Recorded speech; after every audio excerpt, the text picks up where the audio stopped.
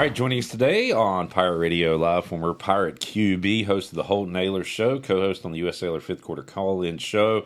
He is Holton Ahlers. Holt, how we doing? Clip, doing good, man. Happy to be here. Love the Renegades shirt. Yes, there. sir. That's pretty cool. They had some cool gear, man. UFL, because The Rock obviously owns it. Yeah. So we got some really cool gear. You got the Knicks hat on. Holton dropped a parlay for the people last night. Hit in 3 quarters. It did. And the reason I don't mind tailing Holton at all is because he's not like me and a lot of my degenerate friends. You're not a big, this game is on, so let's put $5 on it. No. You research and you get a feel. So when you put something out publicly, it means you really believe in it. You said you put in your own you bet a little bit more than you usually do. Yeah, usually won't put, like parlays, the maximum usually goes $10.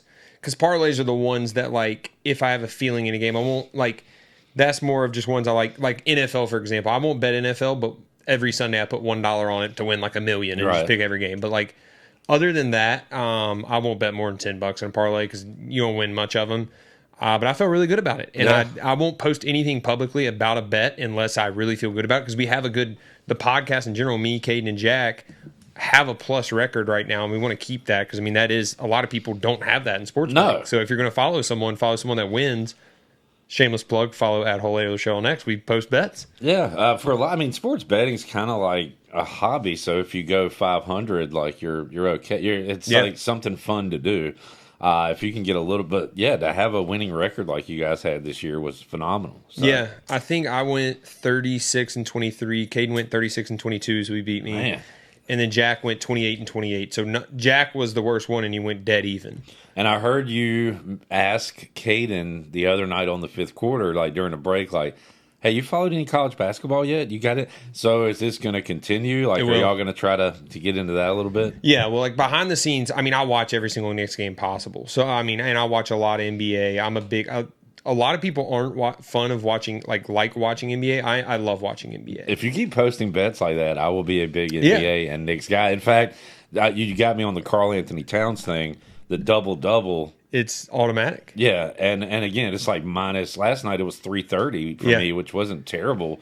But, like, you just put it in with the parlay with some. If you like something for the night, throw in the Karl Anthony Towns double-double just until to it doesn't hit. Yeah. And that's where I started the Karl Anthony Towns game too. And I think it's only, and I've bet it pretty much like 90% of the time just straight, and he's won me money. Now, it started at like minus 150, and now it's like minus 300 something because he hits in the first half most times.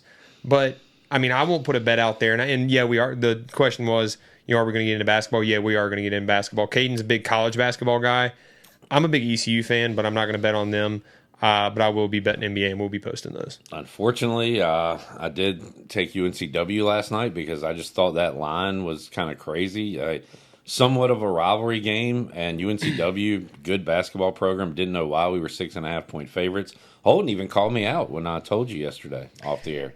Yeah, I will never bet against the Knicks, and I'll never bet against ECU. I would rather just not bet at all. Yeah. But you did good. You listened to your mind instead of your heart there, Clip. So, props to you. This is like a podcast discussion here, like an hour conversation. But Holden, not why can't we win, but so like I feel like and I'm a bit different. Like I'm a bit of a jock sniffer, but like I feel like R.J. Felton shouldn't be able to walk around campus without everybody talking to him. Like he's a great player. Had an off game last night, which is one of the reasons why we lost. He won't have a game that bad again the rest of the season. But like, you were kind of the big man on campus with football. Our baseball guys are big deals, I feel like. But do you feel like being it? Like, does basketball get lost a little bit? Like, I wish more fans showed up to the games. And look, I haven't been to many games this year just because of my schedule, but I love one of my favorite things. And we've kind of had this talk off air that like college basketball could be, if ECU ever got really good at college, that'd be so fun because there's 3 games a week. And that's why I like NBA is it's like I get to watch the Knicks 4 times a week during the season. And like college basketball, the arena's smaller. Like we got the fans. Like you see the football games, you see the baseball games. Like you just got to have a coach that creates belief in it. And I'm not saying Schwartz hasn't, but he hasn't to the level to bring new people in. Yeah, and I don't want to criticize too much because I know Schwartz is working his tail off. I know the players are as well. And they have a good record right now. But something is always missing. But, like, there is nothing better to me as a Pirate fan, and this includes, like, big games at Clark LeClaire, big games at Dowdy Ficklin. But when, like, Minges is, like, rocking, your dad is screaming after a three-pointer, like, I just get so jacked up, get goosebumps. And, like, they're so few and far between, though. I agree. It's frustrating. Man. I think me, you, and Caden have had this conversation. I know me and Caden have. It's like if we ever had $1 million to give to NIL, like we would give it to basketball because you can make an immediate impact. Yeah. And I'm dead serious about that too. Now, like, am I supporting football right now? Yes, I am, and I always will. But in football, if you go get a 5-star quarterback with a 1-star O-line, then you ain't going to do much. Where in basketball, you go get a small forward that can score 40 a game, that's a 5-star number 1 recruit, then you're going to be at least decent. And then he's probably going to bring guys with him. So I'm a huge basketball guy. I really, I don't know what to do. I don't think anyone's figured it out yet, or they'd be somewhere else now. I don't have the answers, unfortunately. Yeah. So. I've always said I would love, I'm just saying like in the future, I'm not saying fire Schwartz or anything like that. Actually, I think he's a good coach. But I would love to just go get someone young from like a D2 school or something small that just runs a up-tempo offense and just says, we're going to get guys that can shoot the three. Because shooting the three, just watching enough basketball as I have, like, if you can shoot the three, you can beat anyone. That's why you see upsets in the tournament now.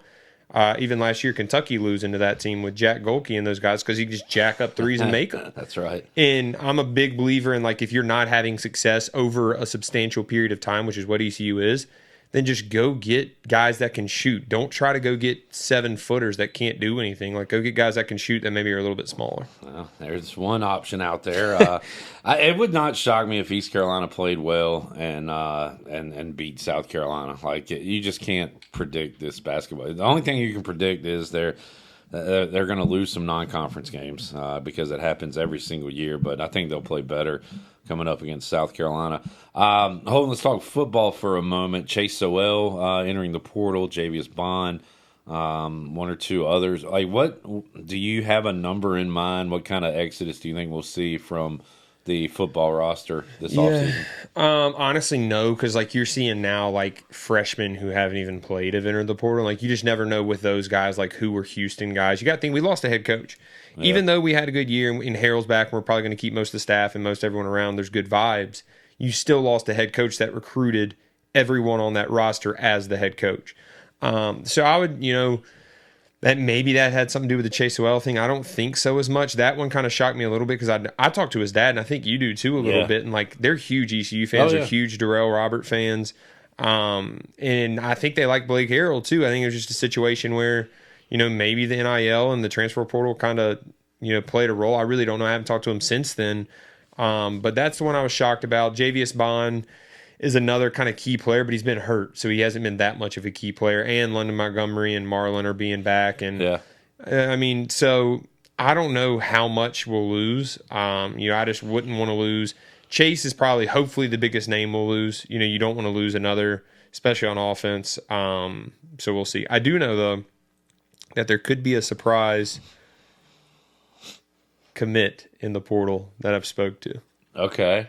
All right. Are we just going to leave it there? Now? I don't want to. That's not my play, but the Holton Ahlers show will be breaking it. Right, I do know that. Stuff. That nothing shocks me anymore. One thing I do, I don't want to get on you. I know you folks, like, you want all your Pirates to stay here. That it's just not the case, but you're welcome to be upset about it. That's fine. But the thing I keep seeing about, all these players, they touted Harrell and wanted Harrell, and now they're going to leave.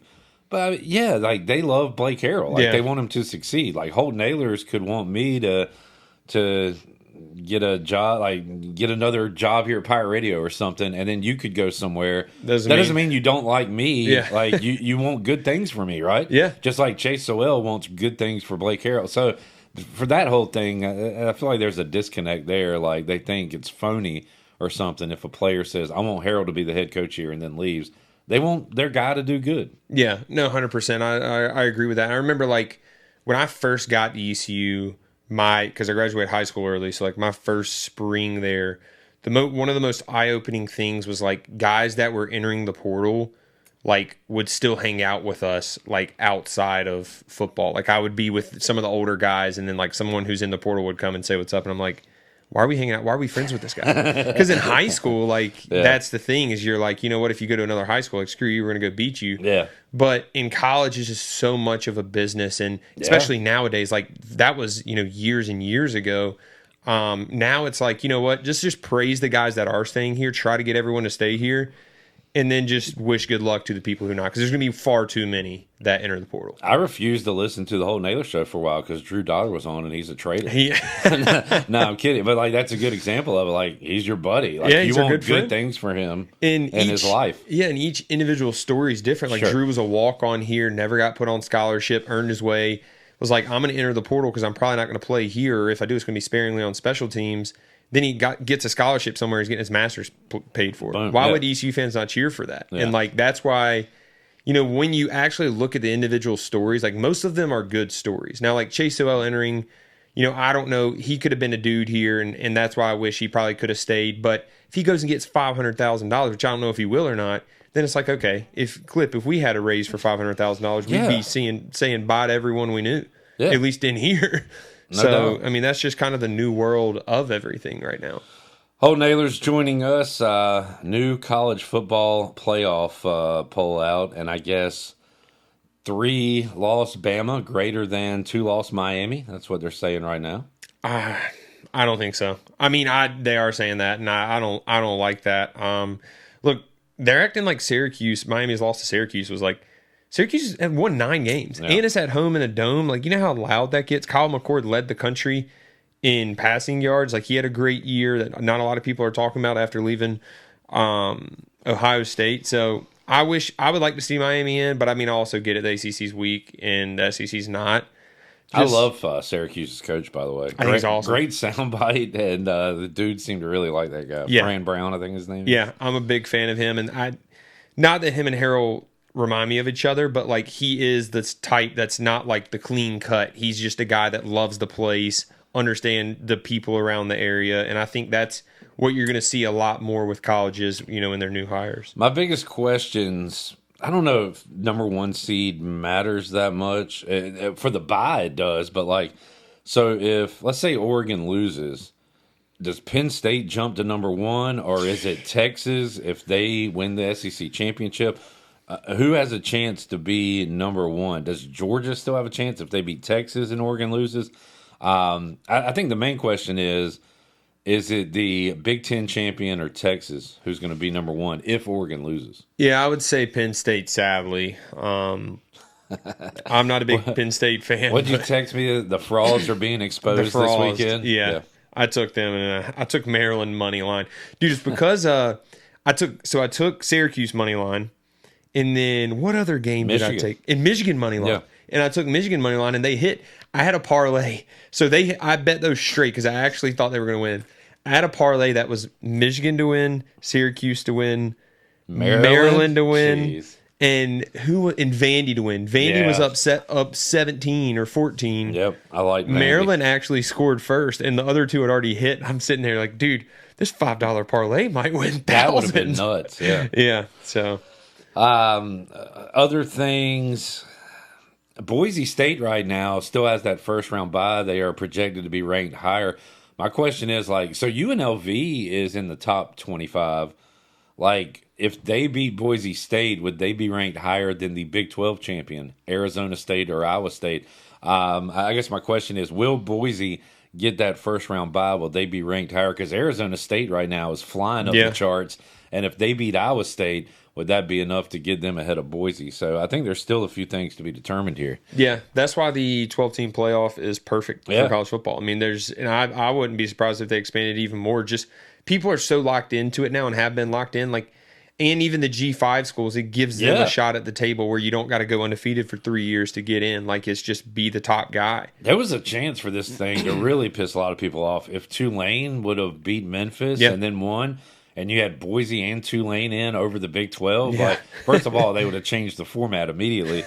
But, like, it does give the ECUs of the world something to look at and strive for. And I think he's in a perfect position. Look, I mean, the conference isn't the strongest football-wise, but who cares? Don't let it be. Look at Army right now. If they would have done, or Tulane would have done what they should have done, they could have possibly been in. And it's like, you don't got to go beat these crazy teams anymore. Like I remember when Cincinnati made it, I think they played Ohio State that year, and like a lot of people were like, if they win this game, I think they beat Notre Dame, one of the two. They had to go undefeated 2 straight years to get in. Yes. Like your first year is just like a rehearsal. Just like, to show that congrats. you at least deserve even being talked about. We'll think about you next year. Yeah. Like now the path is there. Like you have one good year, you can get in. Yeah. So, it's great. All right, Holton Ahlers show this week. We got Blake Blake Harrell. Yeah. So it was a really good interview. Drops. Is this air today, Clip? Yes, Wednesday. Drops tonight at midnight. It was a really, really good interview. Look, he opened up a lot, and look, I mean, he's very genuine. Yeah. But we just talked about like the future of the program, what's going to be different, how is his style going to rub off, defense coordinator potentials, kind of what he's looking for there. I'm going to throw a name out there. David Blackwell might be a guy that might end up here. I think it'd be a really good hire. He's an older guy, very, very creative. Just kind of had bad luck here. He actually had a decent defense. His last year here with Coach Mo, a lot of the guys from that team wanted him to return because he took a 4-string running back and made him American Conference Player of the Year, Nate Harvey. One of the craziest things still ever, Yeah. like out of nowhere stories. Yes, Nate. I remember my first spring. Nate didn't get any reps at running back. Just didn't do anything.